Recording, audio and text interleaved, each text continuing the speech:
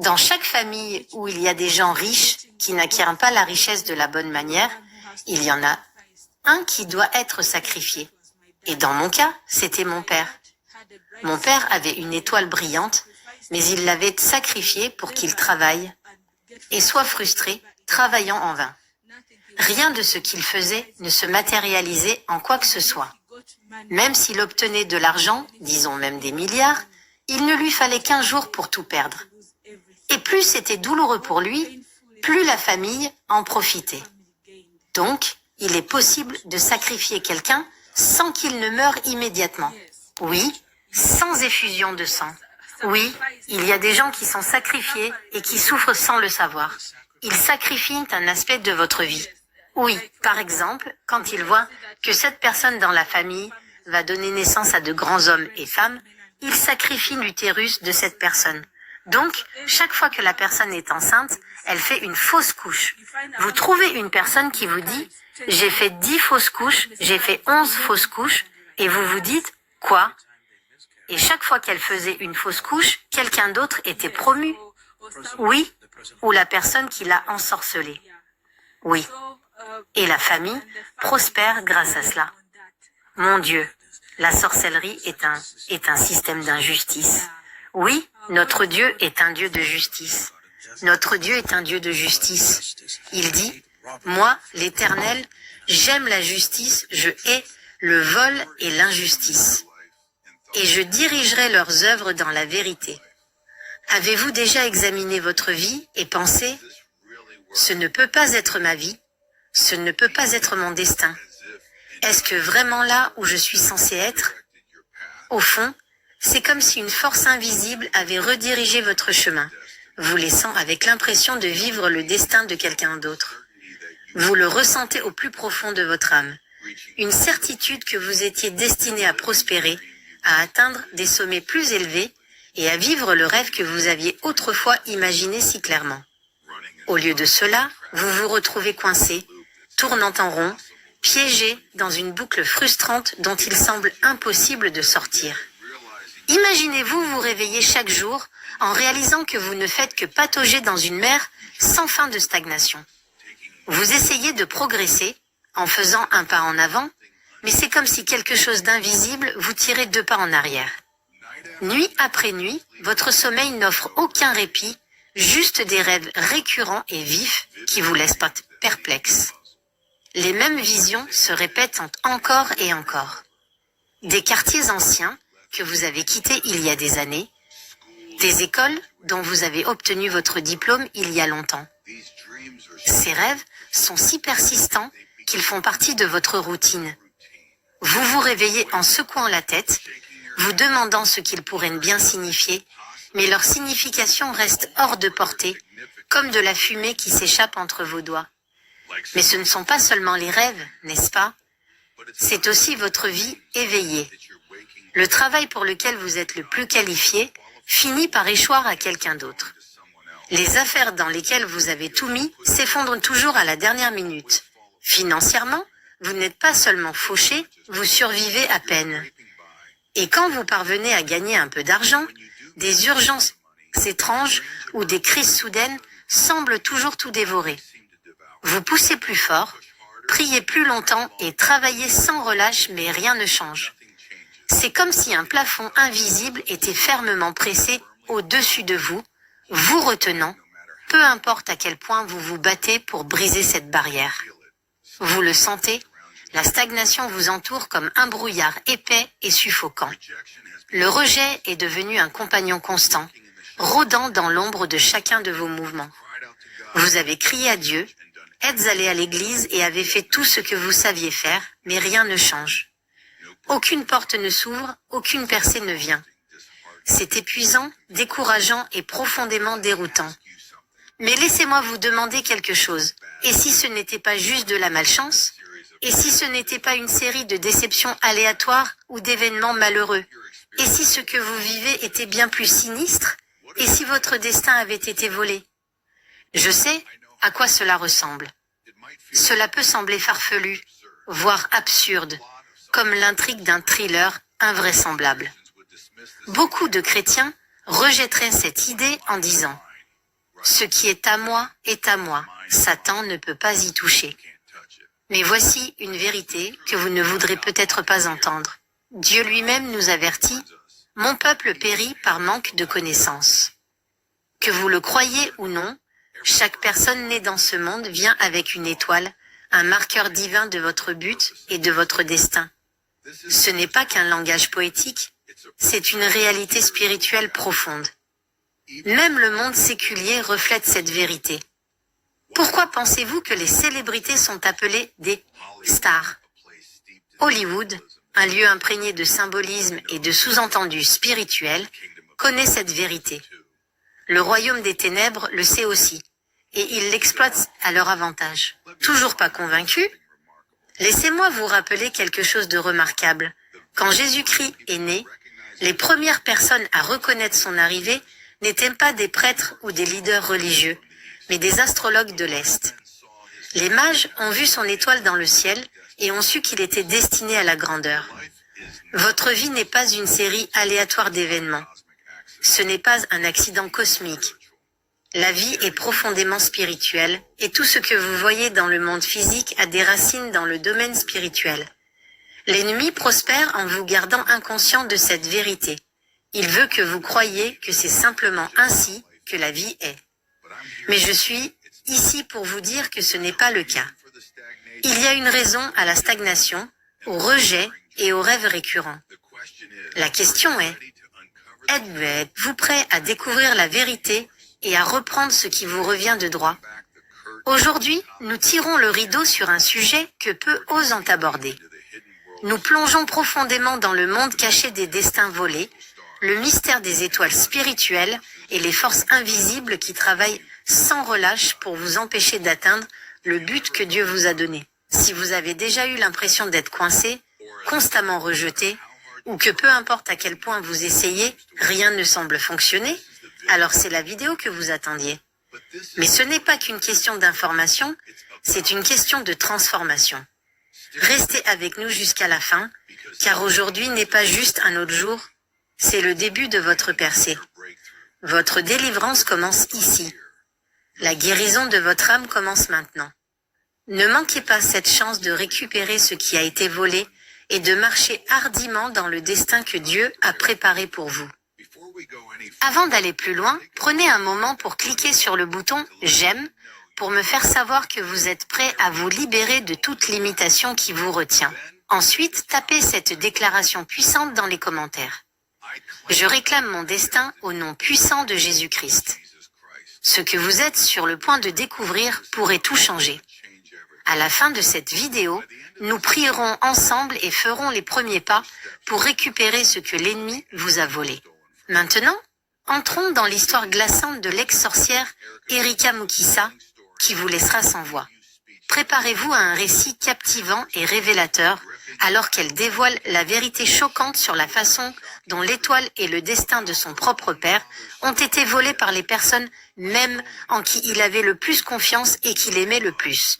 Ce n'est pas qu'une histoire, c'est un avertissement, une révélation et un guide pour vous aider à reconnaître et à combattre les forces qui essaient de dérailler votre vie. Soyez très attentifs, car cela pourrait tout changer.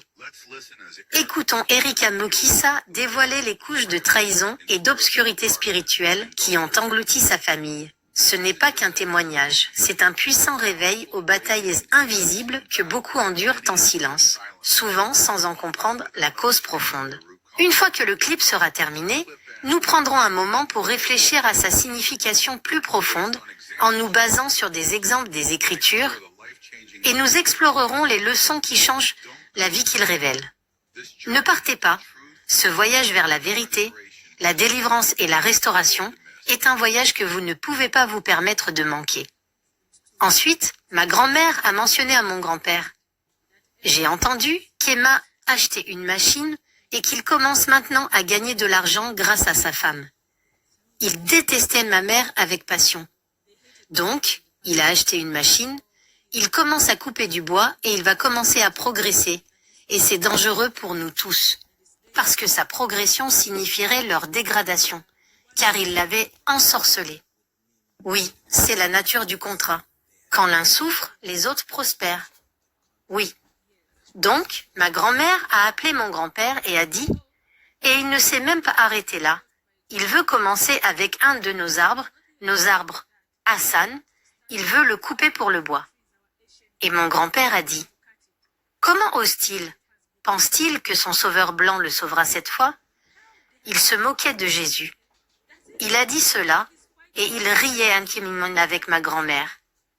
Il vient juste d'entrer dans une religion, vous savez, une religion apportée par les hommes blancs et des choses de ce genre. Donc, il est confus à cause de sa femme, il pense qu'il peut nous surpasser. Oui, mes parents ne savaient pas cela. Oui, ils savaient qu'ils avaient des difficultés, mais ils ne connaissaient pas la profondeur et la raison de ces difficultés. Mesdames et messieurs, derrière chaque forme de pauvreté, il y a une guerre spirituelle. Oui, pour en sortir, vous devrez passer par une guerre spirituelle. Et c'est aussi pour ceux qui aiment annoncer leur nouvelle entreprise, vous savez, ou ce qu'ils vont faire ensuite. Et il y a des choses qu'il est parfois important de faire connaître, mais il y a des choses que vous n'avez pas besoin de dire à tout le monde. Il y a des gens qui ne veulent pas vous voir réussir, vous savez. Alors attendez, soyez patient. Si possible, si vous devez faire de la publicité, faites-le. Mais il y a des choses que vous ne pouvez pas cacher, comme une grossesse. Oui, il y a des choses que vous ne pouvez pas cacher. Mais si c'est possible, essayez de garder ces choses secrètes, surtout si vous êtes dans une famille ou un endroit où la sorcellerie est répandue. Et c'est sur Internet que la sorcellerie est répandue. Les gens aiment poster ce qu'ils font sur Facebook, Instagram, TikTok. Oh, je viens d'acheter une nouvelle voiture. Je viens d'obtenir un visa. Et vous voulez montrer au monde que j'ai rencontré le vice-président. Oui. Oh, c'était si bon pour moi de rencontrer le Premier ministre. Mais tous les likes ne sont pas positifs. Il y a des likes qui veulent entendre vos mises à jour. Ils veulent entendre les nouvelles que vous partagez sur vous-même parce qu'ils vont prendre vos informations et les utiliser contre vous. Imaginez que le S s'est réuni et commence à discuter de vous comme il discutait de mon père. Il planifie, vous savez. Mais Dieu, qui est assis dans les cieux, se moque d'eux, car il sait tout. Il les dispersera comme un vase de potier. Donc, à ce moment-là, quand ils discutaient de la façon dont mon père voulait détruire un de leurs arbres anciens, où ils avaient accompli leur rituel et sacrifié, ma grand-mère a dit, eh bien, laissons-le faire. Une fois qu'il aura souillé cela, ce sera le début de la fin de tout ce qu'il fait. Maintenant, il ne recevra même pas un peu d'argent, il ne recevra rien.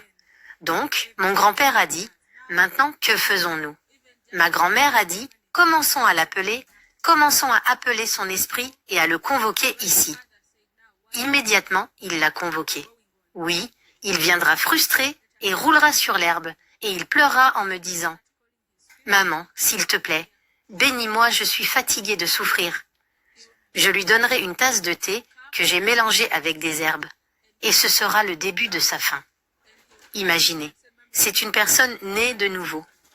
Oui, mais il n'a aucune idée que la vie est spirituelle. Il croupit dans la pauvreté, il a une forme très commercialisée du christianisme, il est juste né de nouveau de nom. Oui, mais pas de guerre spirituelle, pas de connaissance de la parole de Dieu, pas de prière intensive, juste aller sur le terrain et se démener. Pas de connaissance de qui vous êtes en Christ, pas de connaissance que la vie est spirituelle. Oui, donc ils ont fait cela. Ils se sont tenus la main et ont fait quelque chose ensuite qui n'est pas bon en fait, mais laissez-moi le dire.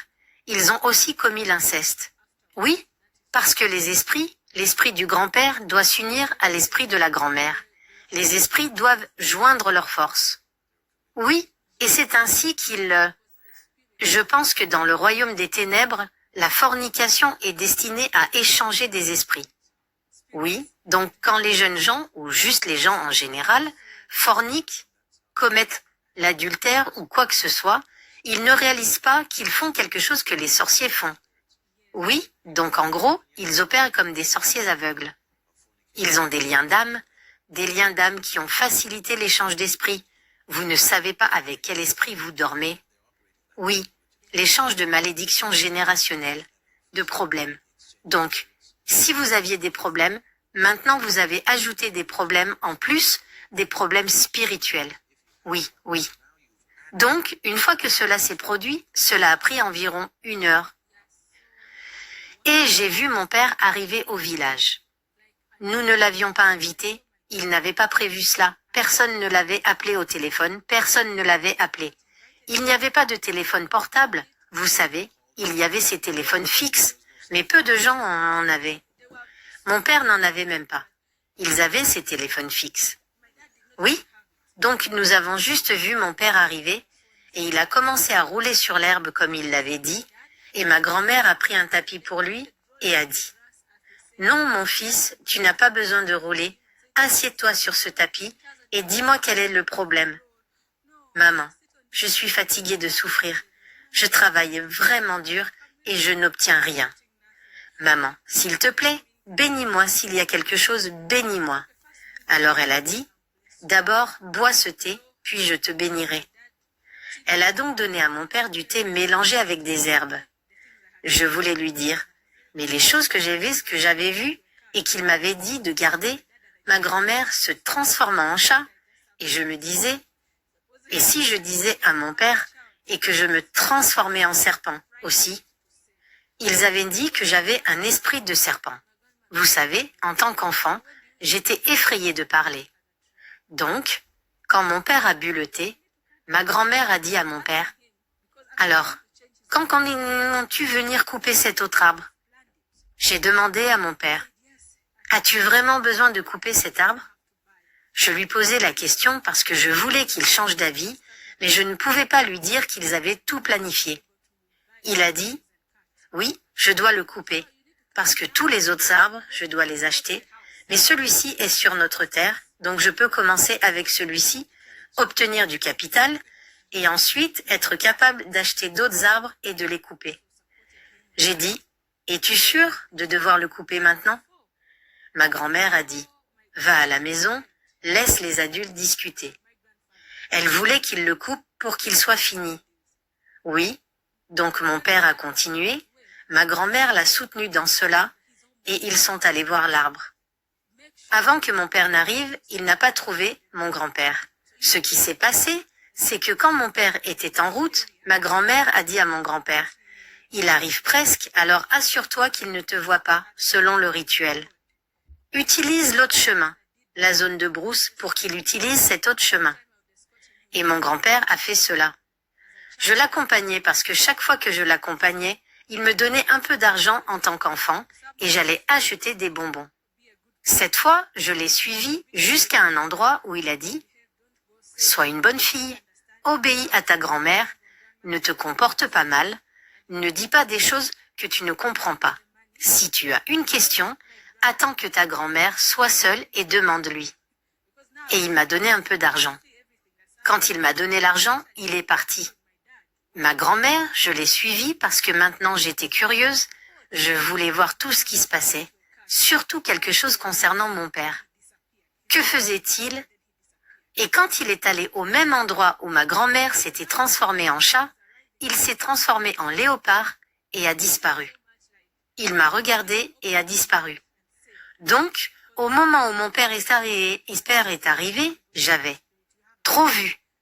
J'avais vu tellement de choses que je ne pouvais même pas ouvrir la bouche pour parler, parce que je me souvenais de tout ce que mon grand-père avait dit, que tout le monde a un esprit. Vous avez un esprit. Ma grand-mère a un esprit, vous savez. Donc maintenant, c'était trop pour moi. Je ne connaissais rien aux choses spirituelles. J'aurais aimé savoir que même les chrétiens ont le Saint-Esprit, qu'ils ont Dieu, omniscient, tout-puissant. J'aurais aussi demandé à mon père de prier pour moi, pour que je sois rempli du Saint-Esprit, mais je n'en avais aucune idée. Donc, les parents ne pensaient pas que les enfants sont trop jeunes pour comprendre les choses spirituelles. En fait, ils ont besoin de comprendre dès qu'ils comprennent que la vie est spirituelle. Donc, quand cela s'est produit, mon père, la même semaine, est allé couper le bois. Il a organisé son équipe et y est allé. Maintenant, ce qui s'est passé à nouveau, c'est que pendant qu'il allait couper le bois, il a appelé mon oncle, vous savez, mon oncle Daniel. Oui, Il a aussi été témoin de ce que j'ai vu. Il a appelé mon oncle et a dit, « Daniel, viens me suivre. Nous pourrions avoir besoin de ton aide pour porter le bois et l'assembler à un endroit. » Et Daniel a dit, « Oui. » Donc, Daniel suivait mon père et il a vu un léopard marcher avec mon père. Mon père ne l'avait pas vu, mais Daniel l'a vu, parce qu'il était derrière mon père. Donc, il est allé vérifier l'arbre et ensuite les travailleurs sont arrivés. Ma grand-mère a dit à Daniel d'aller inviter les travailleurs. Daniel les a juste dirigés, il ne pouvait pas y aller. Donc, mon père était furieux et a dit, « Daniel, tu veux dire que tu ne peux pas m'aider? Qu'est-ce qui ne va pas chez toi? Je vous aide, je paye les frais de scolarité et tout, mais tu ne peux même pas m'aider à gagner de l'argent? Qu'est-ce qui ne va pas? » Ensuite, Daniel est allé dire à ma mère, « Ben, laisse mon beau-frère ne pas penser que je l'ai manqué de respect. Ce que j'ai vu. Ce que j'ai vu, en fait, j'ai cru qu'il avait été mangé. Il marchait avec le léopard, vous savez. » Donc, Daniel a été témoin, il a vu ce même léopard, et je crois que ce léopard était l'oncle de mon père. Il marchait juste derrière lui. Oui, mais il était assez loin pour qu'il ne puisse pas le voir à cause du sort qui était sur lui. D'accord? Oui? Donc, mon père a coupé ce bois, il est allé vendre le bois, il a obtenu de l'argent, il est allé dans les îles pour couper plus de bois, et c'est là que le gouvernement est intervenu. Ils l'ont arrêté et ont pris la machine. Mon père est revenu à la case départ, comme il l'avait dit. Vous savez, mais il a tout perdu, tout l'argent, tout. En fait, il a failli mourir sur le chemin du retour dans les îles. Oui, donc maintenant les gens, la vie est spirituelle. Si vous voyez des choses se produire dans votre vie, des choses que vous ne comprenez pas, la seule solution est d'aller à la parole de Dieu, de commencer à prier, de vous engager dans la guerre spirituelle. Parce que nos ennemis, mais Dieu dit que celui qui est en nous est plus grand que le diable qui est dans le monde. Donc, mon père est revenu à la case départ, il ne pouvait même pas sortir de la maison pour travailler, il n'avait rien, pas de machine, pas de capital, pas de loyer, rien. Maintenant, c'est ma mère qui subvient aux besoins de la maison. Oui, et elle avait une petite école maternelle qui avait quelques élèves. Son entreprise était aussi en déclin à cause de la malédiction qu'ils avaient mise sur mon père. Oui, donc comme si ce n'était pas assez, les gens, je vous dis cela, mais nous avons surmonté cela. Et si nous avons surmonté cela, peu importe ce que vous traversez, vous allez aussi surmonter, parce que Dieu est le même hier, aujourd'hui et pour toujours. Le même Dieu qui a délivré notre famille est le même Dieu qui peut délivrer votre famille. Venant d'une famille comme la nôtre et maintenant témoignant et disant « Maintenant je suis marié. Je n'étais pas censé être marié. Je n'étais pas censé avoir des enfants. » C'est pourquoi chaque fois que je me présente comme Erika Mukisa, alias Mama Zion, pour rendre l'ennemi furieux, parce que je n'étais pas censé avoir des enfants, je n'étais pas censé être marié. C'est ce que l'ennemi avait prévu pour moi, mais Dieu avait de meilleurs plans pour moi. Et je sais que peu importe ce que l'ennemi a prévu pour vous, Dieu a de meilleurs plans pour vous. Donc, maintenant, ils ont discuté après cela. 3 jours après que mon père soit parti, il m'a laissé au village, mon grand-père est revenu, et ils étaient heureux. Mon père avait coupé le bois, ils étaient heureux, tout s'était passé comme prévu, et maintenant ils ont commencé à cibler ma mère. C'est malheureux, mais je sais que beaucoup de chrétiens pourraient rejeter ces vérités comme étant peu pratiques, les qualifiant de simples contes de fées. À cela, je demande, avez-vous vraiment ouvert votre Bible? Dès le début, les Écritures sont remplies d'histoires de trahison, de jalousie et de manipulation au sein des familles. Prenez l'histoire de Caïn et Abel, par exemple. Caïn a tué son propre frère par jalousie. Genèse 4:8. Ou considérez Joseph, dont les propres frères l'ont vendu comme esclave simplement pour s'en débarrasser et tromper leur père. Genèse 37:27. Même Jacob, avec l'aide de sa mère Rebecca, a conspiré pour voler la bénédiction d'Ésaü à leur père Isaac. Genèse 27:35-36. Ce ne sont pas des contes de fées. Ce sont des événements enregistrés qui révèlent la réalité de la nature humaine et des luttes spirituelles qui existent depuis l'aube des temps. Maintenant, vous vous demandez peut-être, est-il vraiment possible pour un chrétien d'être ensorcelé? La réponse est oui, surtout pour un chrétien culturel, quelqu'un qui s'identifie à la foi extérieurement mais qui a des problèmes non résolus dans sa vie, qui le laissent spirituellement vulnérable. Proverbe 26:2 nous rappelle. Comme un moineau qui voltige, comme une hirondelle qui vole, ainsi la malédiction sans cause n'a point d'effet. Une malédiction sans cause ne peut pas se maintenir.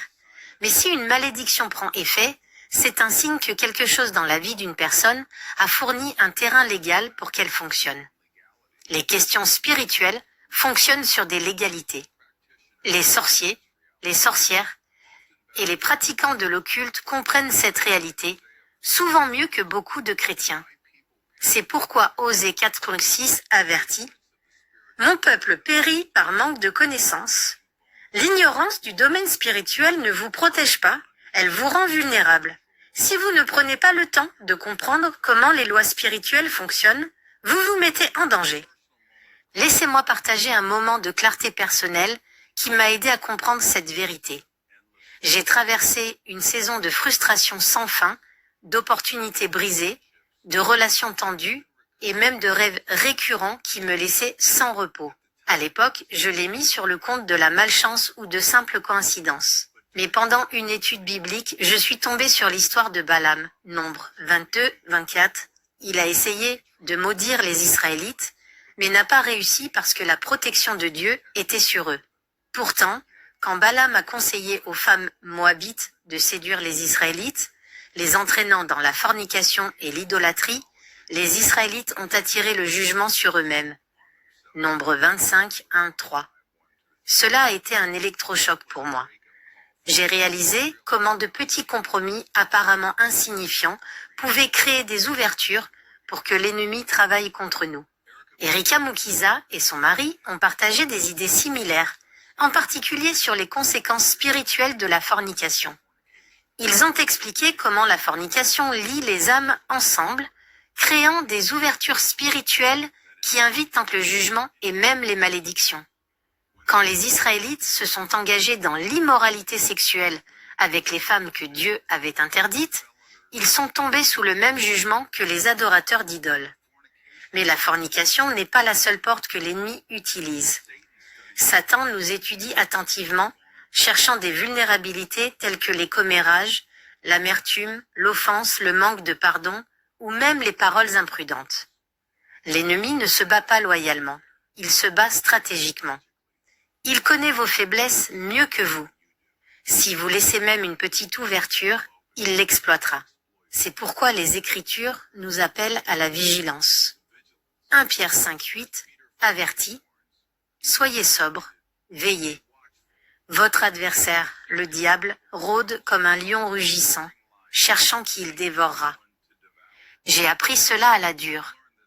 Il y a eu un temps où l'amertume et le manque de pardon envers quelqu'un qui m'avait blessé consumaient mon cœur. Je ne m'en rendais pas compte, mais ce manque de pardon était une porte ouverte pour les attaques spirituelles. Ce n'est que lorsque je l'ai abandonné à Dieu, en pardonnant à cette personne et en demandant la guérison, que j'ai expérimenté la liberté dans ce domaine de ma vie. C'est pourquoi il est crucial d'examiner votre vie et de vous protéger contre les dangers cachés que Satan utilise pour piéger les croyants. Les commérages, la colère, l'envie, l'orgueil, ce ne sont pas que des défauts mineurs, ce sont des vulnérabilités spirituelles. L'ennemi prospère en gardant les chrétiens inconscients du pouvoir que ces choses ont pour dérailler leur destin. Comprendre le paysage spirituel n'est pas optionnel pour une vie chrétienne victorieuse. Éphésiens 6:12 nous rappelle « Car nous n'avons pas à lutter contre la chair et le sang, mais contre les dominations, contre les autorités, contre les princes de ce monde de ténèbres, contre les esprits méchants dans les lieux célestes. » Donc, ne rejetez pas ces avertissements comme des superstitions. Ils sont réels. Prenez-les au sérieux, étudiez la parole de Dieu et demandez au Saint-Esprit de révéler les zones de vulnérabilité dans votre vie. L'ennemi ne peut pas vaincre un croyant qui est vigilant, instruit et pleinement soumis à Dieu. Protégez votre destin et restez enraciné dans sa vérité. Comme je l'ai promis plus tôt, nous allons maintenant prendre un moment pour prier au sujet des questions que nous avons abordées dans cette vidéo. Cette prière est une déclaration puissante, imprégnée de pouvoir pour déplacer des montagnes. Alors, rassemblez votre foi la plus profonde et dites-la avec conviction pour des résultats optimaux. Dites avec moi. Père, au nom de ton Fils, Jésus-Christ, je viens devant toi comme ton enfant, racheté par ton sang et rempli de ton Saint-Esprit. Tu es le Dieu suprême, mon Père, en qui je place ma confiance et je te remets chaque partie de ma vie. Je renonce et rejette toute connexion, connue ou inconnue, au royaume marin ou à toute force obscure. Par la puissance du Saint-Esprit, je brise toute chaîne, tout lien d'âme et toute alliance liée à l'ennemi. Restaure en moi, Seigneur, tout ce qui a été volé. Mon destin, mon but et mon identité en toi. Je me repense de tous mes péchés, connus et inconnus, et je reçois ton pardon. Merci pour ton sacrifice sur le calvaire qui m'a libéré. Je déclare que j'appartiens à toi seul. Et aucune arme formée contre moi ne prospérera. Remplis-moi de ton esprit et conduis-moi dans ta lumière. Au nom puissant de Jésus, je prie. Amen. Mes chers amis, Jésus est réel, vivant et puissant. Si vous avez prié cette prière avec sincérité, je veux vous féliciter. Vous venez de faire le premier pas sur un chemin vers la vraie liberté et la délivrance permanente en Christ. Rappelez-vous, la route devant vous ne sera pas toujours facile, mais avec Dieu à vos côtés, rien n'est impossible. Pour vous aider à grandir dans votre foi et votre compréhension, j'ai ajouté quelques ressources supplémentaires ci-dessous. Elles vous équiperont avec les outils et les connaissances dont vous avez besoin pour marcher dans la victoire complète. Je vous encourage à les explorer et à permettre à Dieu de vous parler à travers sa parole et son esprit. Si vous avez aimé cette vidéo,